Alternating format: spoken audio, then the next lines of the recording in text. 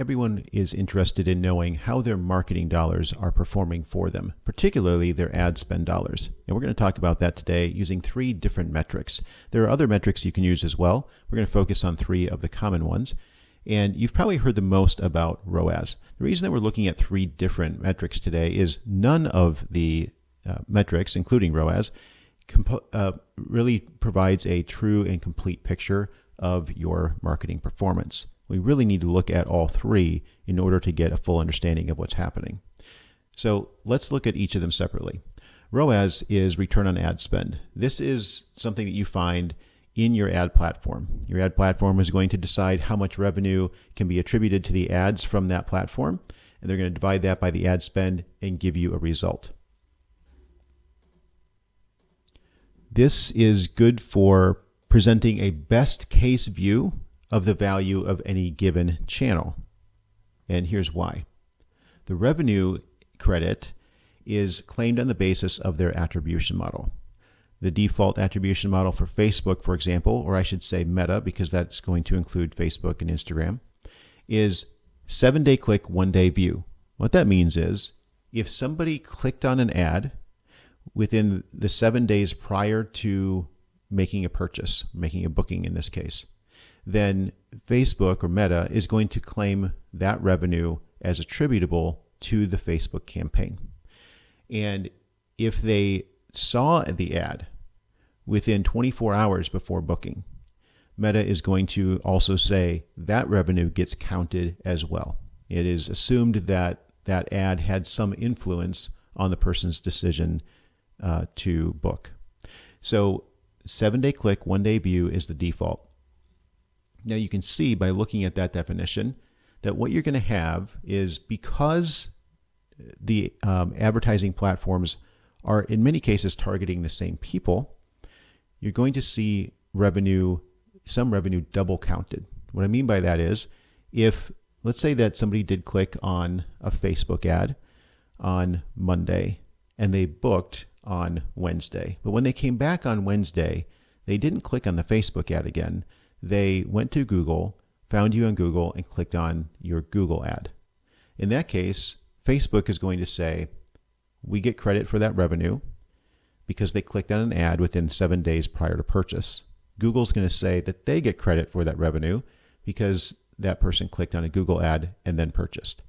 Both of them are right, but if you look at both of them and try to combine that revenue, you can't do that. It's not an accurate picture of what's happening.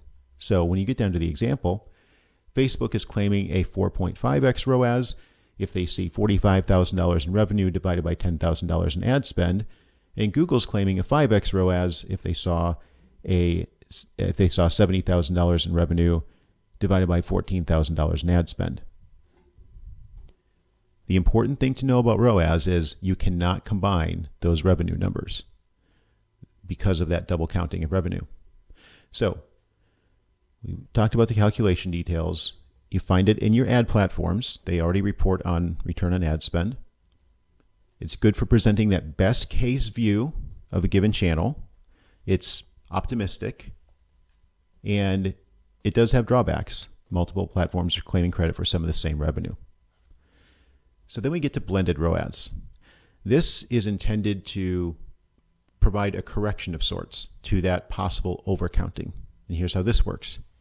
The revenue that's directly attributed to an ad click is what we're going to use as the basis of our revenue.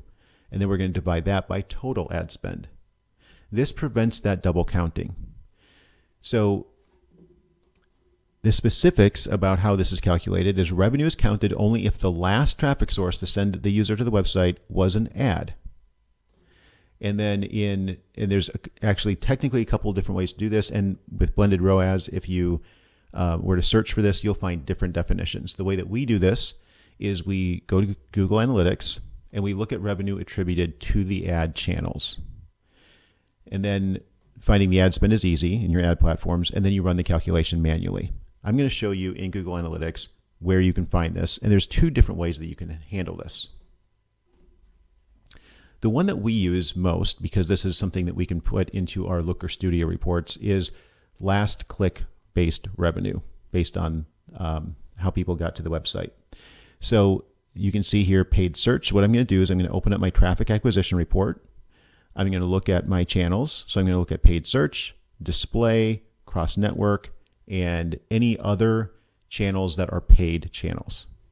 Then I'm going to look at the total revenue, and I'm going to use that. I'm going to add that all together, and that's all of my revenue from ads. What that doesn't do, this is very conservative because it doesn't give any credit to any of the ad platforms.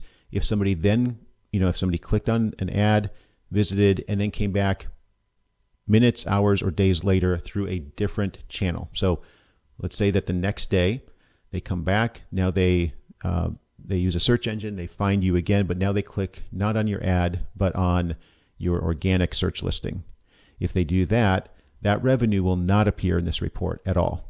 So that's why I call this one a very conservative assessment of the value of your advertising. If you want to give a little bit more credit and a little bit of a more complete attribution for your ad channels, you can use a different report in Google Analytics. That report is found under the advertising section of Google Analytics. If you go to all channels, there are probably other pages where it'll show this as well.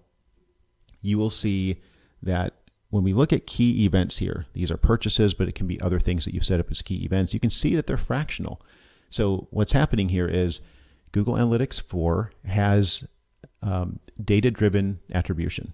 So they're able to look at, okay, this person came in at one point through paid search. They eventually came in through organic search a couple of times, and then they eventually booked.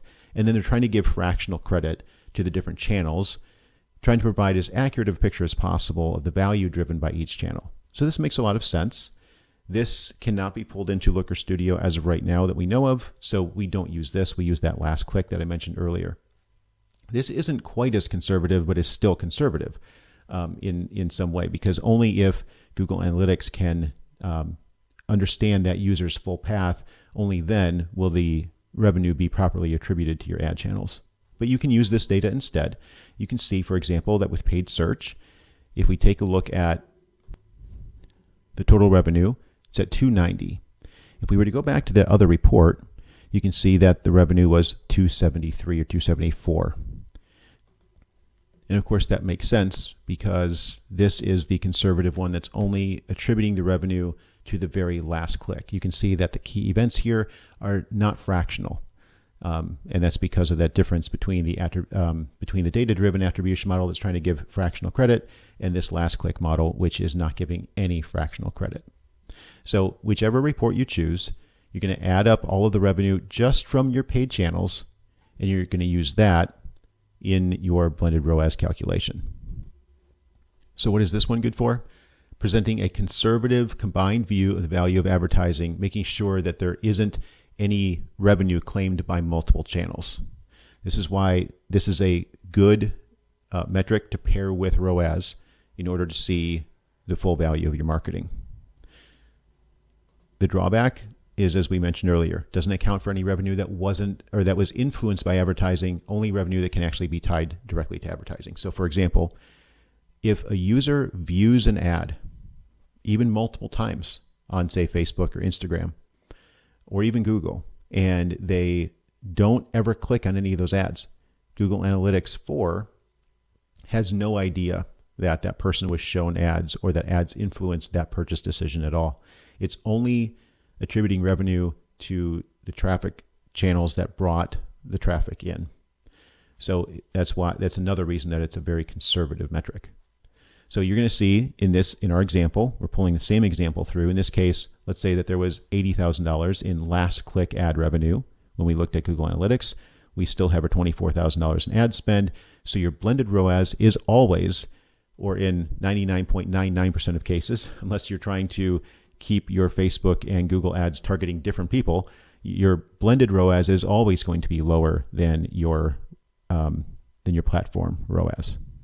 Our last metric is the marketing efficiency ratio, or MER. Now this is a completely different metric, and it's extremely simple to calculate, and it's just good for benchmarking. Is my marketing more or less efficient now than it was, say, a year ago, or a month ago, or last quarter? So we're just trying to measure the overall effectiveness of your marketing efforts, ads, and other marketing efforts. So this is going to be inclusive of things like organic search results, for example. If more people are coming in to your website because of your SEO efforts, your marketing efficiency ratio could end up going up. So this is why what we do is we take the total revenue divided by total marketing spend. Now, you're going to look at that and you're going to say, not all revenue is attributed to marketing. And that's true. That's one of the weaknesses of this model, is it really is just a very high level efficiency metric. It is not trying to claim, nor can it claim, that every dollar is attributed to marketing. It's just a ratio metric that you can look at over time. Where do you find it? Really, you can just go straight to your accounting software for this one. Take a look at your revenue, take a look at your marketing costs, and then run that calculation manually. So again, it's good for a broad measurement of marketing efficiency. The drawbacks are obvious. No granularity. You have no information in there about what was it about my marketing that drove a change in this marketing efficiency ratio. Which channel is performing better or worse? That's not what this metric is about. It also doesn't account for non-marketing impact and revenue. So let's say that you have extra demand in a particular period, or maybe lower demand due to weather changes. You might see a dip in your marketing efficiency ratio because there were things that depressed the revenue, and your marketing costs may have not changed. And what that'll do is that, of course, that will push down your MER number. So it's important when looking at a metric like this just to be thinking about what other factors were involved in changing that revenue number. Now, in an ideal world, your marketing dollars can be adjusted according to things like demand. So hopefully your MER doesn't get out of control. If you have significantly depressed demand for one reason or another, and you haven't adjusted your marketing spend, then it is potentially a problem when your MER goes down. But in any case, interpret these results very carefully. So in our example here, we're going to say we had $200,000 in total revenue during this period, $24,000 in ad spend, as we have been using throughout our example. And we're going to say $12,000 in other marketing costs, which could be labor. It could be things like billboards, other things that are not your digital advertising. And in this case, we get a 5.6 MER. So tracking all of these will give you a better holistic view of the value of your marketing and how those ad dollars are working for you and how other marketing dollars are working for you. So we recommend not relying on any single metric, but looking at all of these metrics, at least on a quarterly basis, to see how things are going. You may want to pick one metric to watch on a daily or weekly basis instead of watching all of them, but it's definitely good to check in on these on a regular basis.